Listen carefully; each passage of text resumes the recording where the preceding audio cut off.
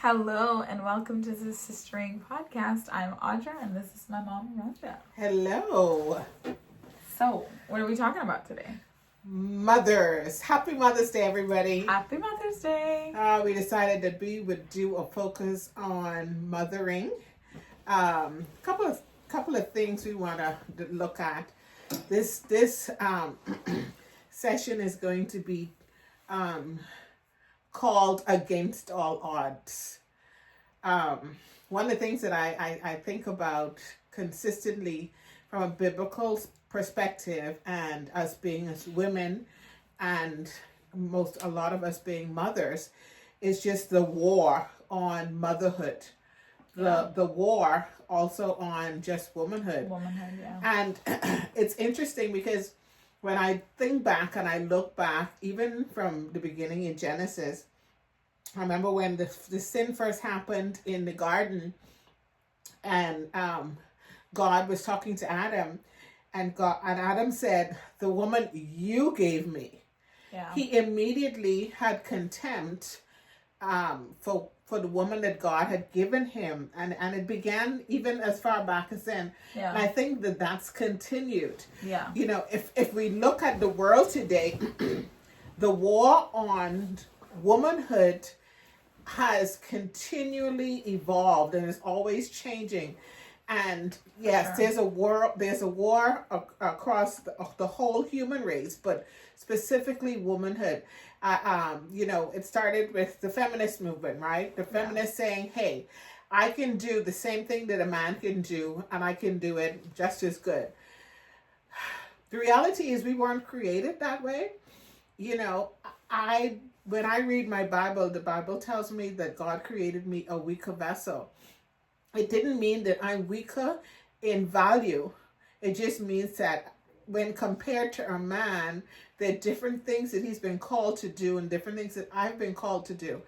And so, as a pro-life woman and as a woman who work in the pro-life movement and run a pro-life ministry, I see the attack specifically on the mothering woman.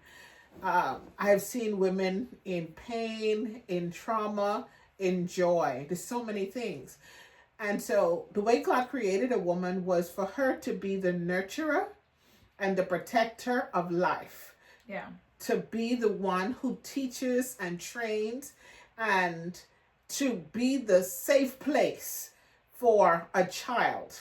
And so the world has now changed that, because the world's saying that in order for a woman to be a mother, she has to be accomplished in all of these worldly attributes. Yeah, well, I think it's this perspective of a lot of young women are not becoming mothers until they are established in their careers, because this perspective of the feminist movement where we are to be as successful as men, we are capable. Yes, we are capable. It's not as if we are not capable. That's not the argument there. The argument isn't that women cannot. It is that women maybe should not. Because the reality as a young woman, right, a mom, I'm capable of doing this. I'm capable of running that. I'm capable of being the boss here and being the boss there. But at this season of motherhood, that takes me away from my children. Yes. And it leaves my family unprotected. You know, the Bible said that a weak woman allows things into our home. Yes. It didn't say a weak man. That's right. And so, and things in terms of spiritual things. So as a mom, there's this call on my life to say, hey, yeah, I can do all of that, but also I'm not going to do all of that. There's a power in restraint. There's a power in being present, because when we're present, we're able to protect our kids better, right? Like if I'm not there and my kids are being raised by an iPad, the world has access to my child.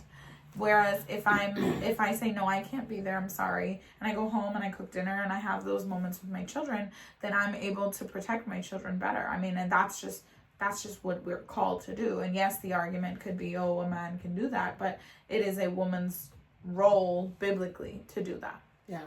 And I think our makeup also enhances that, because we are natural nurturers. Yeah. Right? The reason why a wife per se is told to respect her husband is because that's unnatural for her. Right. And reason why he's told to love his wife is because that's unnatural for him. A woman's bent is always to love and to care and to nurture and to make people comfortable, to make the home comfortable, to make their children comfortable. And so when Audrey talks about the power of restraint, it's, again, I think we look at submission, subjection, all these things, we look at them in a negative light. But God has created those things for us to be able to put ourselves under his rule, his standard. Yeah. You know? And so... Well, then there's a natural protection in it. Yes. You know, and this is something that I teach my students all the time. We talk about biblical worldview, and we discuss the role of a man and a role of a woman. And the reality is that when we think of a soldier going to battle, like, he has armor on him. That's the role of the man. He's the protector. He's the umbrella that covers the family. That's what his job is. He's the one taking the bullets. Yes. Yes. I don't want to step into the role of a man. I don't want to do all that a man can do, because then I have to take the bullets. Exactly. There's a level where being a biblical woman, being a biblical mother gives us protection. It puts us under a protection that we would not have if we walk into this full feminist perspective of, you know, walking out this like, hey, I'm a boss girl and I'm going to go do all these things and ignore our family until I'm 40. You know, like, that's not helpful. Yeah, there's a saying out there that says, the most important thing you may do in this life is not what you've done, but maybe who you've raised. Yeah. And I really believe that, because when you consider that, you're looking at the generations being passed on and passed down, right? So what is being passed on? When you think about a baby and a mother that's already here, the first thing they do when the baby comes into the world is they put that baby back into that mother's arms. Yeah. Well, they do skin to skin. They do skin to skin because it's about attachment. Yeah. Right? And so there's an attachment that should happen with every mother and that child. And that attachment, mind you, didn't begin when the child came out. The attachment started even before. Oh, because sure. you will see the child, that initial reaction when it hears its mom's voice. It responds. It's like, oh, I respond to that because I know this person. I know this nature. Right. And so we as women, as mothers, must also make sure that we are healing well. Yeah. Right? Because if I'm not healed well, my attachment with my child is then going to be an issue. Right. You see what I'm saying? And we don't understand. You pass that on also. That insecure attachment or secure attachment. You know, when I was pregnant with my daughter, I so wanted to be a mother. And so it was the best thing for me.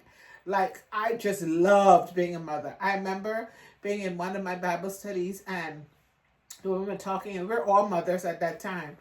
And I was like, oh my God, I just love it. And some women really didn't enjoy it. Yeah, they did. It was very interesting, you know, because I'm like, whoa, I get the opportunity to partner with God to raise this being. That to me was such a sacred and a valuable thing that I couldn't even begin to fathom how much it is.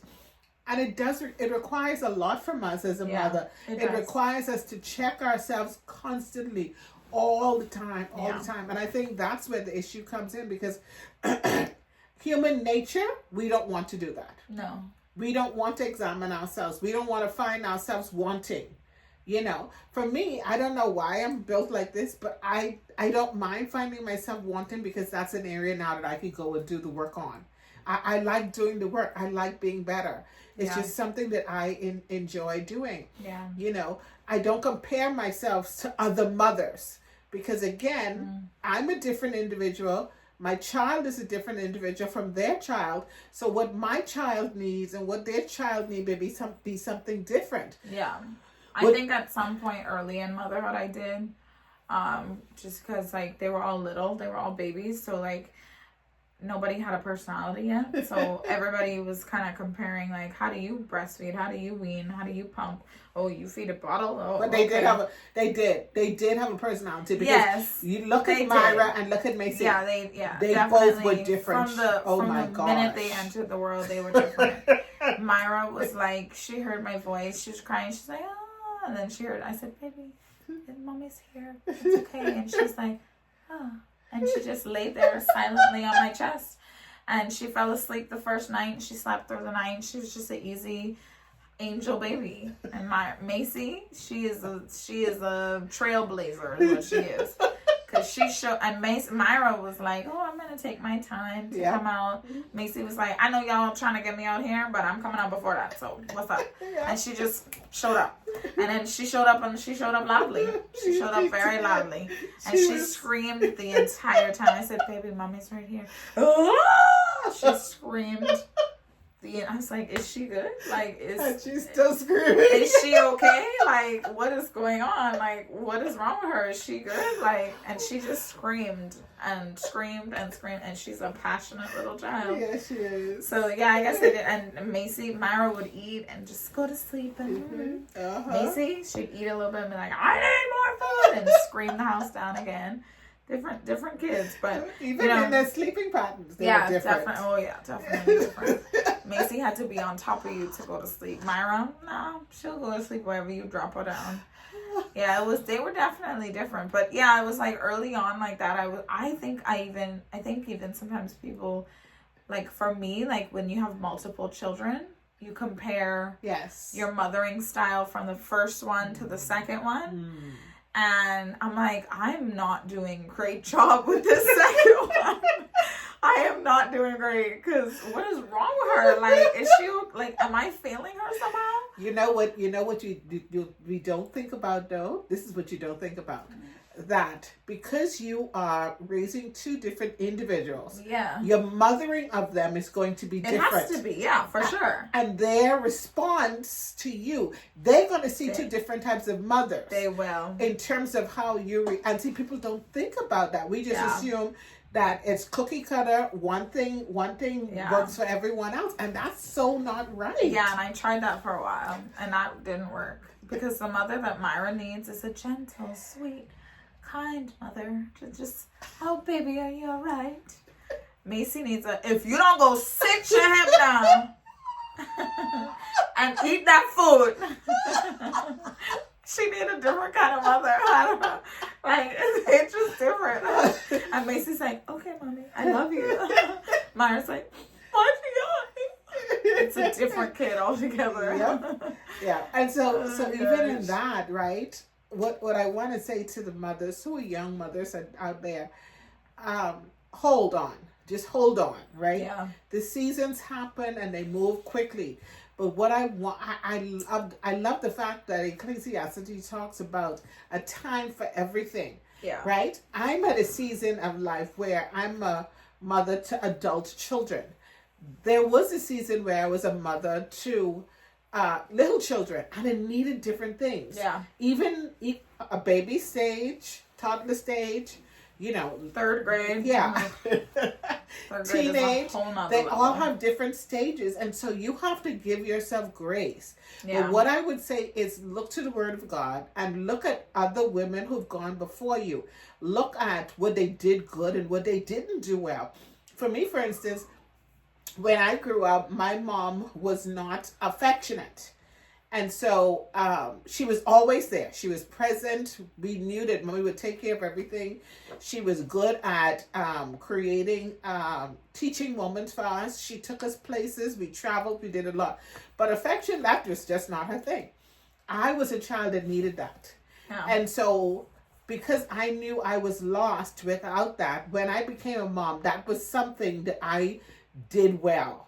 I was always affectionate. I loved on my children. They knew how much I loved them. I wanted them to understand how valued they were, because I think I felt like I missed that. Growing up, I didn't necessarily feel that in that way. I knew mommy was there. I knew she loved me, but there was just some things that were missing. And so if we're taking the generations to another level, then how do we do it better? Whoa. Yeah, I agree. I was thinking when you said that, like, I think there has been some insecurity. I feel like I was a very quiet child, right? Like, I feel like I was more timid and shy and just kind of there. Um, and I'm looking at what you've passed to me, and then in turn what I've given my girls, and like people would say, "Oh wow, Audrey, you're so beautiful." I'm like, "Oh, thank you." Yeah. My girls are like, "Yeah, I know," and I'm like, "Okay, say thank you." Like, like they have a level of confidence that just I didn't have. Yeah, yeah. And I don't know that you had at that age. No, and so no, there's this level where definitely not. we've tried to create and foster something in them where they dream big, and they are visionaries, and they can see things bigger, like, and better than even maybe I was at that age. Like Macy's talking about how she's gonna open a spa, and she's planning all the menu and all the things, and she already have a vision. Yeah. And so, but like that just wasn't something that I necessarily had until I was older. Yes. And so now there's this level where I'm giving it to my girls, and they're able to see and dream bigger and better and operate better. At 5 and 8, like I'm able to say, hey, like, is that what the Lord is asking you to do? Yes. Is that really where you want to be? And they're like, well, no, we want to honor God. Okay, so we have to change that attitude. And they actually change. Yeah. And I don't think at 8 and 5 I wasn't like that. That wasn't where I was living. Well, I mean, you didn't have to be living there. I think that's the thing too, right? We have to respect the times and then places that we are in, because that your reality and my reality during that season was different. Also, I think we lived in a culture that was, an obedience type culture. And so, you followed what mom told you to do, and you just followed it well. I think even the way we disciplined then is different than the way we discipline today. Yeah. And so all of that, I think, enhances it. But again, what now in terms of biblical motherhood and biblical womanhood is different than what I knew. Yeah. I was working from a deficit, and you were working from a full cup. You had so much more because we had exposed you to so much more. Yeah. You know what I mean? So, and I believe it's important to expose children to more. Yes. I think it's super important. I think, even just the conversations that I have with my 6th graders, like what does it look like to be a biblical young lady? Like, what is it that you should be looking for? What is it that you should be pursuing? How are your decisions today affecting your decisions tomorrow? How do your friendships affect those steps and movements, And I'm watching them like actually digest the information and have really great conversation about it. But like, we weren't having those conversations at 6th grade. We weren't talking about biblical womanhood until we were like in college, in high school, 12th grade. But you become a woman early. Like, It's not like your brain isn't able to be mature enough to process that. They're seeing things, they know things. So might as well have the conversation, And I think the world is hitting harder. It is. The attacks are really hard. I think in our days, the world was a little bit more subtle in their attack. Yeah. There's no subtlety anymore. The world is like, this is who we are. Say what they gotta say. I'm going to be a, what do they call it?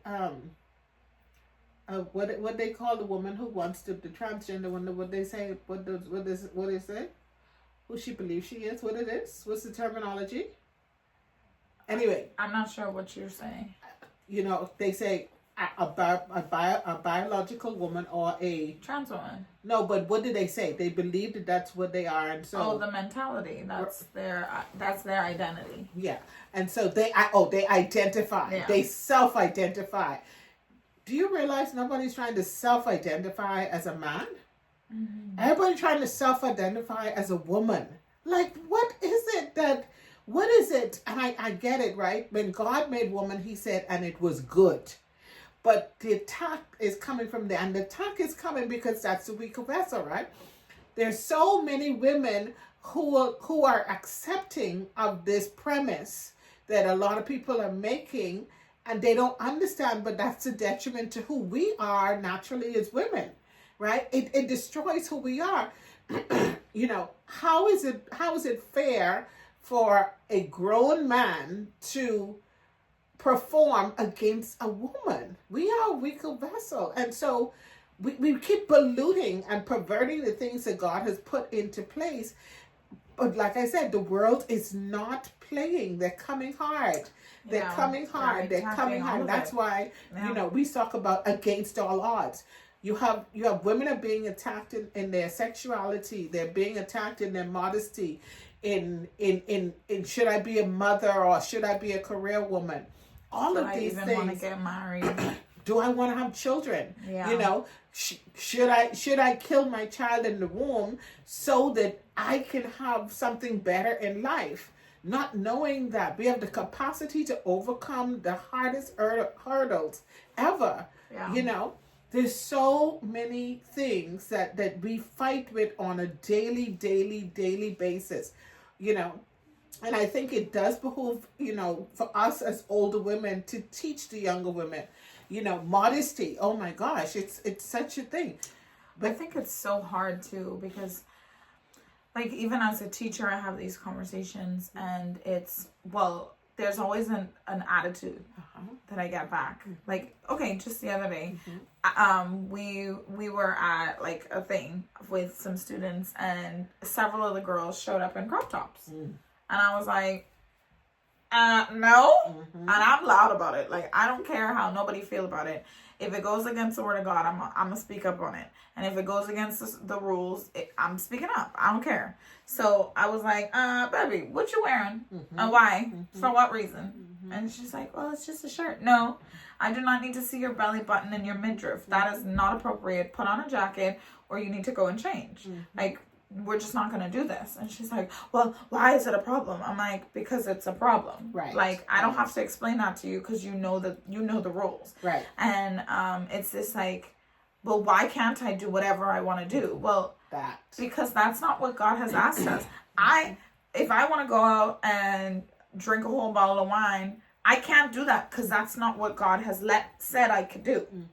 If I want to go curse somebody out because they irritated me or I want to punch somebody in the face, I can't just go do whatever I want to do. There are rules in place for a reason to keep us safe. So yes, I'm telling you, cover your body. 2 of them were like, okay, yes, sorry. And they did it because they knew. And then another one had an attitude, like, I mean, went back and forth with me about the boys need to cover their eyes and whatever. And I was like, no. You don't get to determine what other people do. You are the one that is responsible for yourself. Yes. And so you need to cover your body. And regardless if you think it is fair or not, this is a school function. Right. So cover it up or I will be not nice with you. Like, I'm going to have to write you up. Like, we're not going to have this argument. But there's this, it's really difficult because the world has grabbed hold of their perspective. Yes. And it is, oh, I'm a woman, I can do whatever I want to do. Well, if I am a Christ follower, that does not apply to me. Exactly. That's not a relevant argument for me because the Lord is supposed to be taking those things away. Yes. He should be removing those flawed desires and sin nature desires. That's what he should be doing if I'm letting him. So yeah, there are things that I'm allowed to do. That doesn't mean it's beneficial to do it. Exactly. It doesn't mean that it is helpful or good to do it. Exactly. And so yeah, I do have free will, but why would I use my free will to harm another person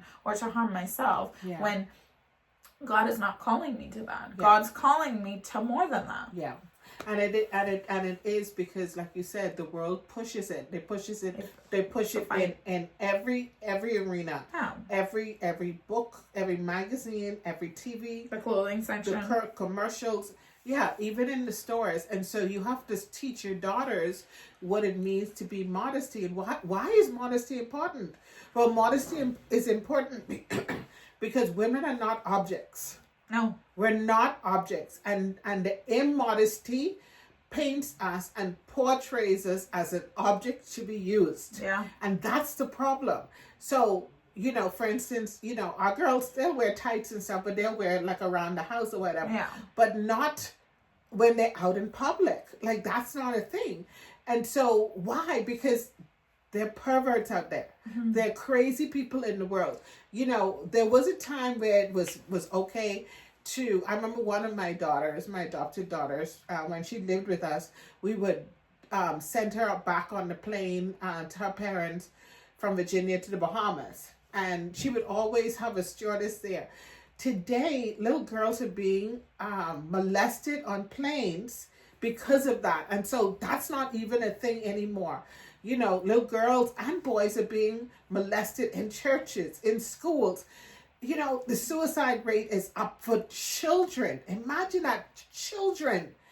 So it is our job. If I'm not there, if I am not there, if I'm not present in the home, and when I say present, I don't mean physical present. Right. Because my dad was home when he was home, but he wasn't present. Right. He wasn't engaged right. with me or my siblings. You know, we were doing our thing and he was doing his thing. He was watching the TV, watching sports. I could tell you all about sports because that's what he did. Right. You know, and it was hard for you to talk to him because he was engaged in something else. Right. And I think that's the problem when we don't understand that we've been entrusted. And guess what?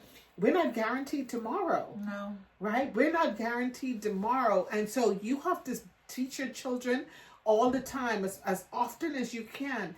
I remember you had an epiphany one time, and because you were struggling with how you raise your daughters. Mm-hmm. And I think you came back to me and you said, oh my gosh, because we had this argument where you can't be available to them whenever they want. They have to know you have feelings and stuff too. You know, that's what she would tell me, because whenever they came, I would drop everything and I would do it. Well, yeah, you can't do that. Yeah, if you're sick, like, you're sick. Like, right. Tell them, hey, leave me alone, I'm sick. Like, yeah, and they do respect that. But you had the epiphany where it was like, oh, mommy, I get it.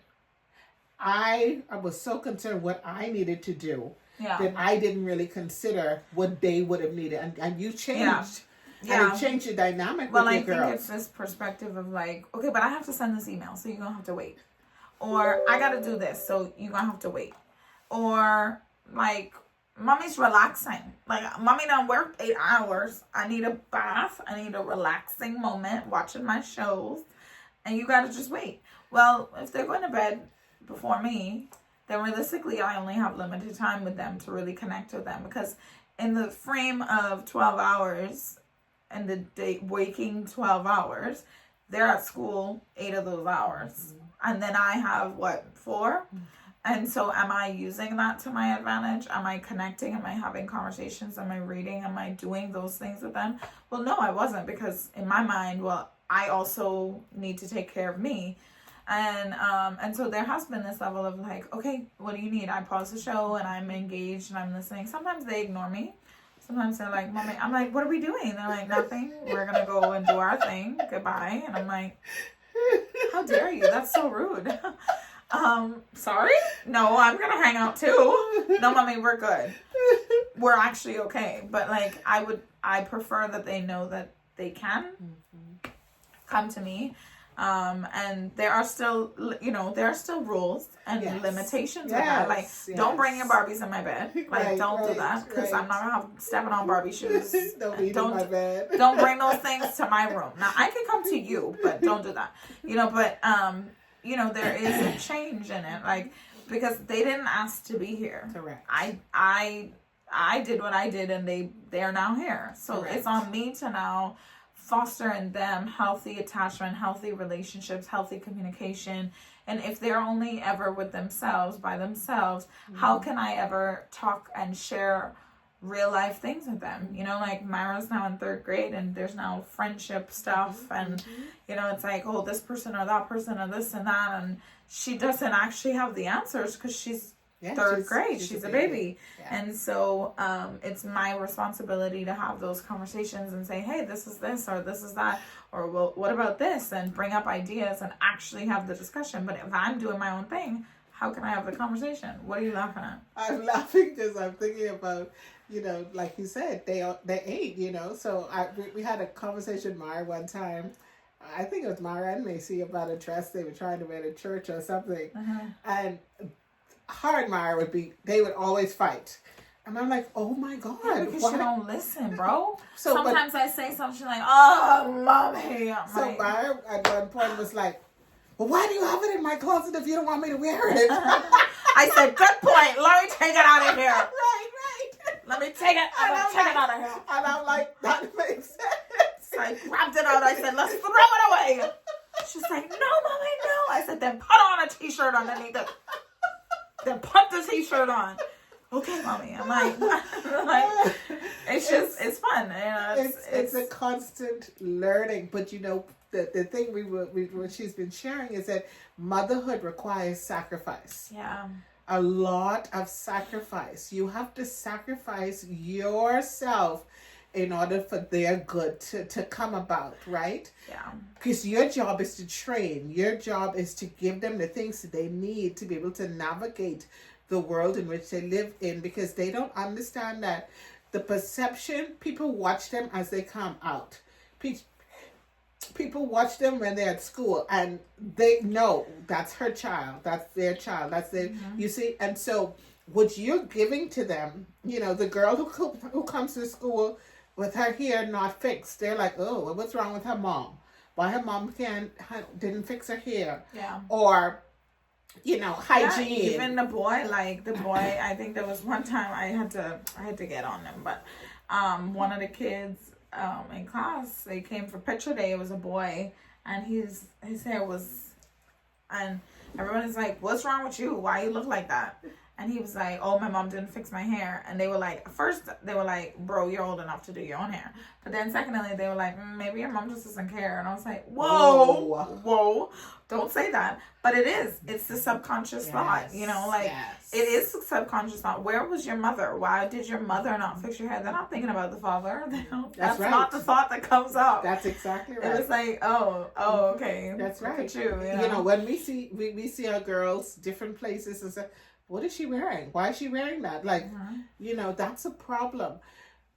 You know, we've been endowed with intuition, discernment, all of these things. And so we have to continually be navigating the different things. And you are the protector. You are the first protector for your child. You are the very first. You're the first protector for a child. And that begins in the womb. You know, yeah, as soon as you know there's a baby there, that should kick in.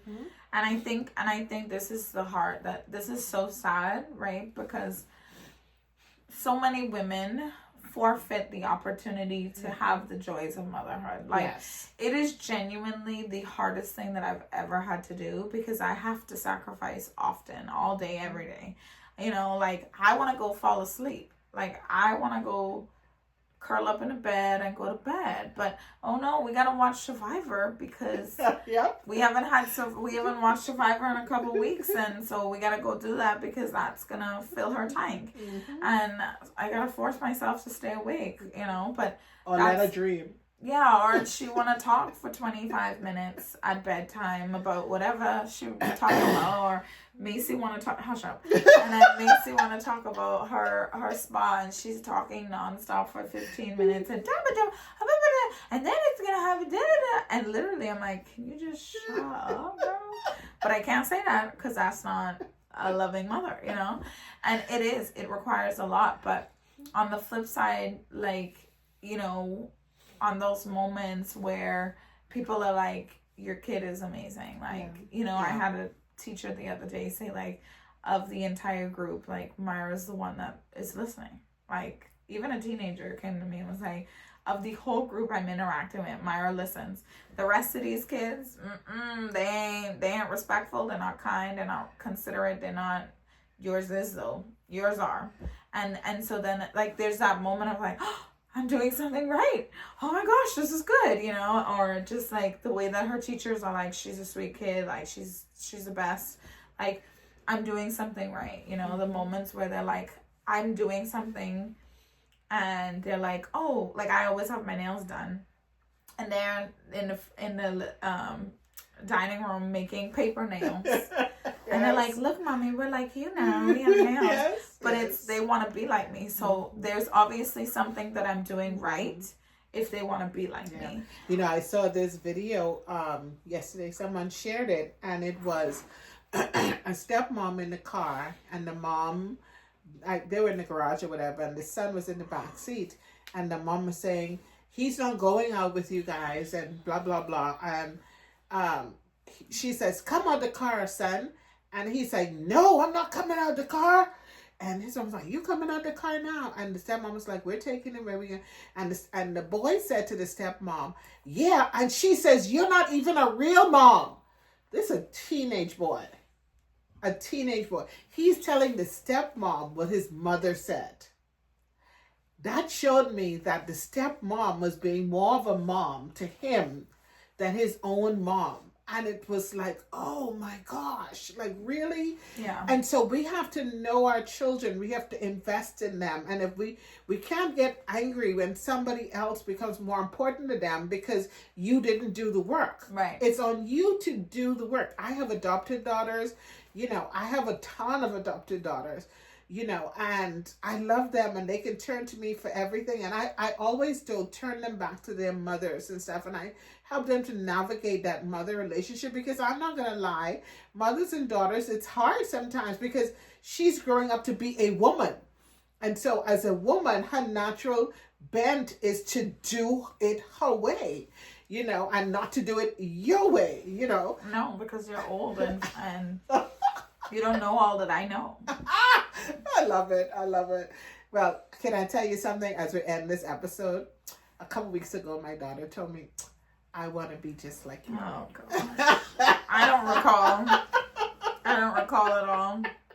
And you know, that's good because it's like, in all the people that you see, in all the people that you do life with, you look at me and say, okay, hey, I want to be like you. But you know, the opposite of that is that I look at her as a woman and I'm like, God, thank you for my daughter. Thank you for my adult daughter because she's doing well. You know, we are imperfectly perfect, but we are just the way God wants us to be. Yeah. So as you navigate this Mother's Day, there are going to be highs, there are going to be lows, there's going to be pain, there's going to be anguish. But against all odds, whether you've been given a biological child or just an adoptive child, somebody you've taken in, you as a woman can mentor and mother someone else. Yeah. That's a gift that God has given each of us to be able to pour out to someone else. And so I have Audrey as my biological daughter, but I have tons and tons of other women who are also, I consider my daughters too. Yeah, but I'm number one and I'm the best. I'm the highest, you know, like y'all come after her, just so we clear. Y'all cool or whatever, but I'm the daughter. You know what I'm saying? So don't even try it on that. Don't get it twisted. Don't get it twisted. They be like, oh, Miss Jarva. I'm like, yeah, she's still coming to me though, because I'm her daughter. I'm the one, okay? The one and only. Oh, we love you. We love you. We love you. Happy Mother's Day. Mother's Day. And I have hope a great you day. celebrate it or you have somebody that you can celebrate with today. Yes. Have a great one. Bye. Yes, bye.